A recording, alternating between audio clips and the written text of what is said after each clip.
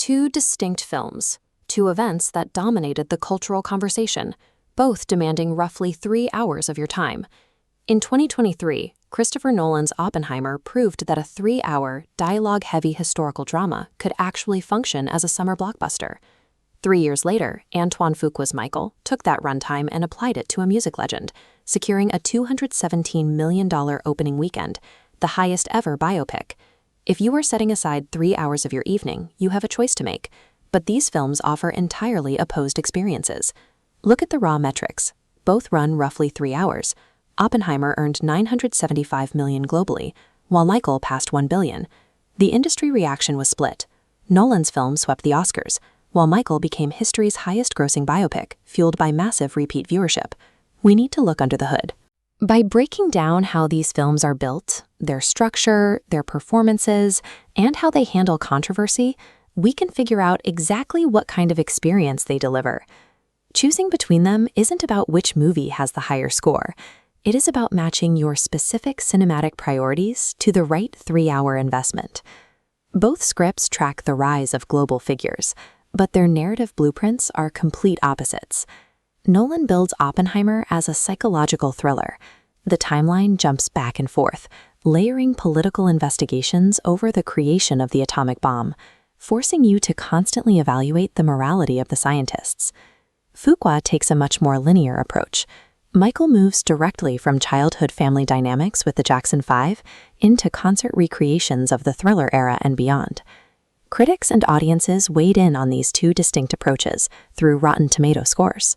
Reviewers gave Oppenheimer a 93%, praising its complexity. For Michael, critics were divided, but its audience score tells a different story. Fans ignored screenplay concerns, focusing instead on the emotional journey and the music.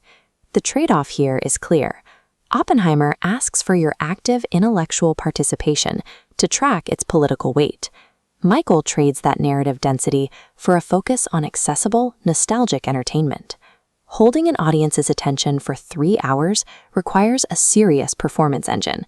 Oppenheimer diffuses that responsibility across a wide ensemble cast to manage its many historical subplots. Actors like Emily Blunt and Robert Downey Jr. anchor these complex supporting roles, with Downey even taking home an Oscar for his work. But with an extensive cast that includes Matt Damon and dozens of other historical figures, you have to do the work to keep all the specific allegiances and rivalries straight. Director Antoine Fuqua takes the exact opposite route. He channels the entire emotional weight of the film into Jafar Jackson. The movie's success relies completely on his ability to replicate the specific vocals, body language, and dance movements of a single person. This quadrant chart illustrates the gap between these acting strategies. The vertical axis is ensemble complexity. The horizontal is solo spectacle. The historical drama plots high on ensemble complexity. The musical biopic plots far to the right, operating as a concentrated solo spectacle. You are choosing between a story that spreads its narrative weight across dozens of characters and a billion-dollar production that bets everything on one isolated performance. Both of these films present themselves as definitive biographical accounts, but they handle the darker elements of their subjects' lives very differently. The Nolan film zeroes in on the ethical questions surrounding the Manhattan Project and the human cost of nuclear weapons. It leaves the audience to sit with the guilt and the global consequences. It is designed to provoke a debate rather than resolve one. The Fuqua film faces a different set of historical hurdles, specifically the highly publicized legal complications and abuse allegations surrounding the star. Reviewers pointed out that the script made noticeable omissions, with many critics accusing the filmmakers of actively sanitizing the most polarizing parts of his life. By avoiding the most divisive aspects of the subject's personal life, the film maintained a celebratory tone. This allowed it to appeal to a broad, global audience of fans, which translated directly into that billion-dollar box office return. However, if you are looking for an unvarnished, journalistic examination of a complex figure, those omissions create a significant blind spot. One film uses historical controversy to drive its narrative forward. The other filters it out to preserve the fan experience. We have all the data. Now we need to figure out which of these 3-hour investments make sense for you.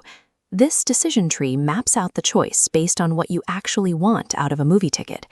If you prioritize cinematic craft, deep historical context and an intellectual challenge, follow the left branch. This leads straight to Oppenheimer. It is built for viewers who want a challenging experience that stays with them long after the credits roll.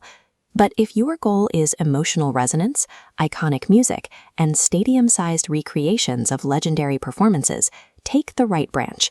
That leads you to Michael.